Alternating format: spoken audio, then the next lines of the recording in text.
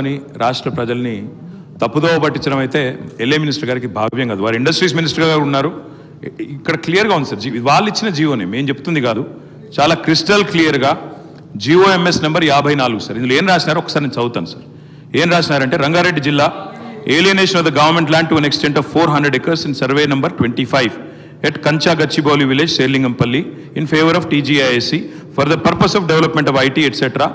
at the cost of market value of 75 crores per acre, handing over advance position.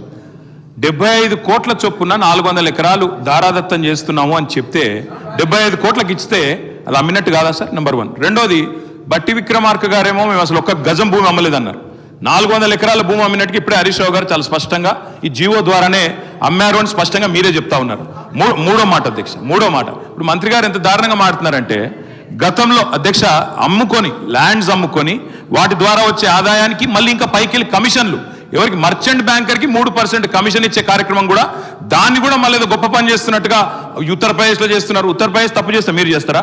Uttar Pradesh వాళ్ళు తప్పుడు పనులు చేస్తే మీరు తప్పుడు పనులు చేస్తారా? నేనేమంటున్నా సార్, ఒకటే ఒక్క మాట, మీరు తర్వాత చెప్పండి మహేష్ అన్న, మీతో ఒకటే ప్రార్థన సార్, దయచేసి ఇవాళ ఇప్పుడే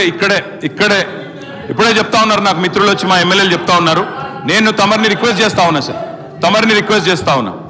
ఏదో శాసనసభ సమావేశాలు జరుగుతున్న సందర్భంగా నేను మిమ్మల్ని రిక్వెస్ట్ చేస్తా ఉన్నా సార్, ప్రభుత్వాన్ని కూడా కోరుతా ఉన్నా, నిజంగా ఈ ప్రభుత్వానికి చిత్తశుద్ధి ఉంటే, ఈ ప్రభుత్వానికి ఏమైనా ప్రజలకు వాస్తవాలు తెలవాలన్న విషయంలో వారికి ఏమైనా నిజంగానే ధైర్యం ఉంటే, దయచేసి ఈ రేసులో ఏదో కుంభకోణం జరిగిందన్నారు కదా, దాని మీద చర్చ పెట్టండి, మొత్తం సమాధానం చెప్పడానికి నేను సిద్ధంగా ఉన్నానని చెప్పి మీ ద్వారా తెలియజేస్తా ఉన్నా.